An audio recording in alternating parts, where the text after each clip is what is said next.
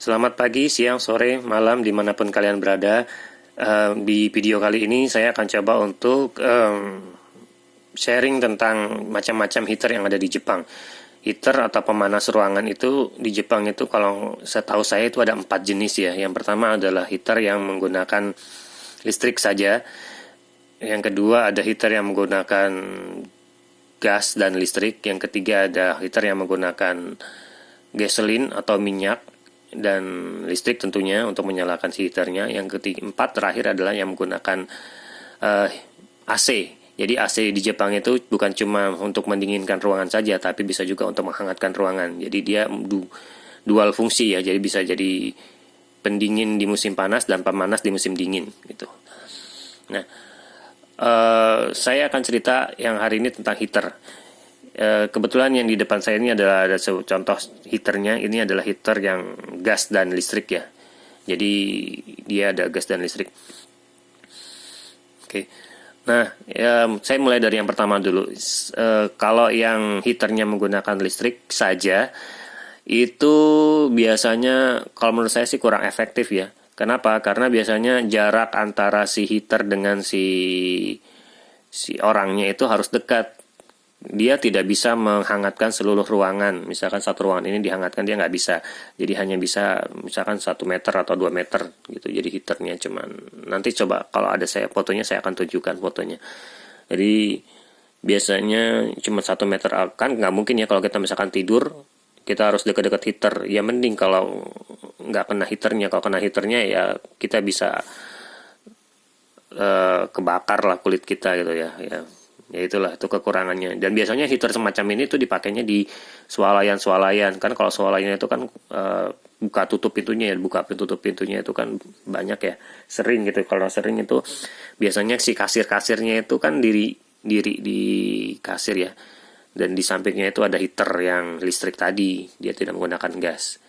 Ya, jadi supaya si kakinya si kasirnya itu hangat, dia pakai heater yang listrik tadi. Oke. Yang kedua itu yang menggunakan gasolin. Kalau yang menggunakan gasolin ini juga saya tidak rekomendasi, karena biasanya kita harus tahu kapan harus membeli gasolin. Nah, membeli si gasolinnya itu. Biasanya kalau pagi itu ada tukang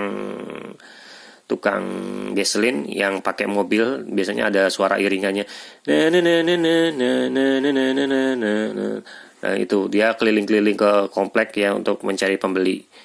Kalau kita misalkan kita nggak punya persediaan dan kita lagi keluar rumah pada saat itu, ya kita nggak bisa pakai heaternya dong kalau lagi butuh nanti malam ya.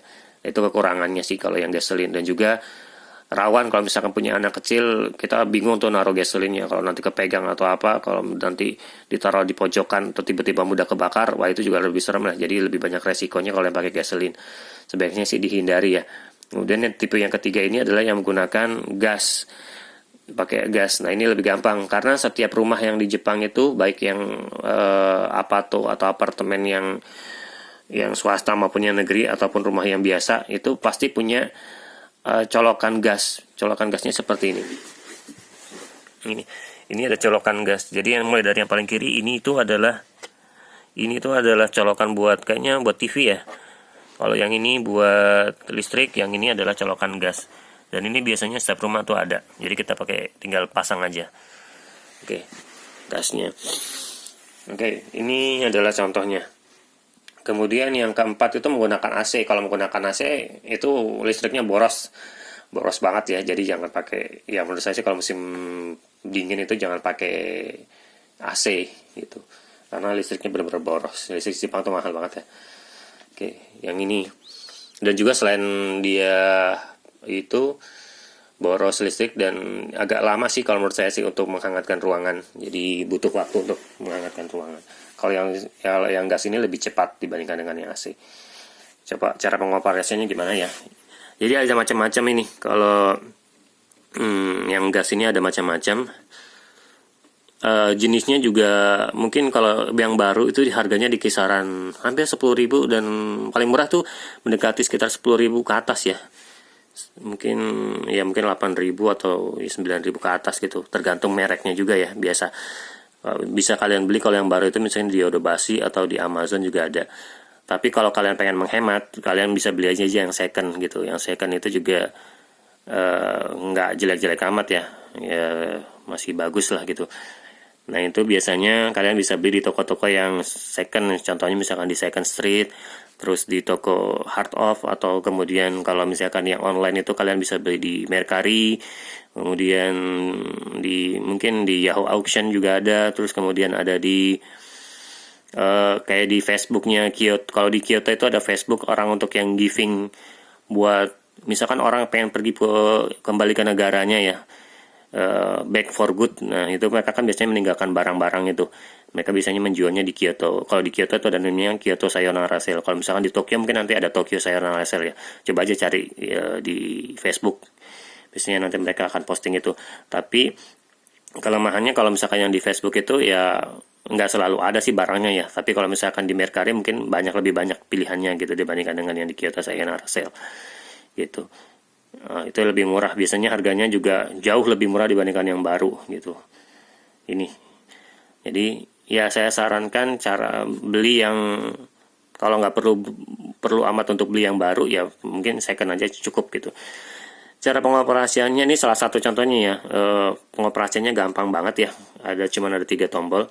Saya juga nggak tahu ini buat apa. Yang ini adalah cara nyalainnya cuman pakai ini aja, saya tekan tombol ini